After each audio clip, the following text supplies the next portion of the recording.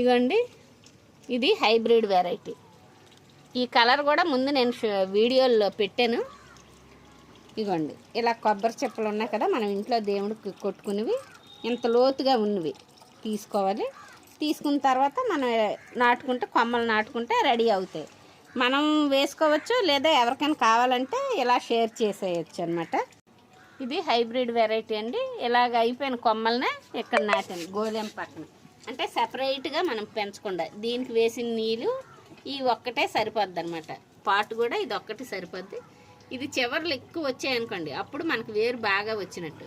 ఆ టైంలో మనం రౌండ్గా తీసేసుకొని పేక్కుండా చుట్టూ తవ్వి తీసామనుకోండి, రీపాటింగ్ చేసుకోవచ్చు. హైబ్రిడ్ కూడా బ్రతుకుతాయండి కొమ్మలు.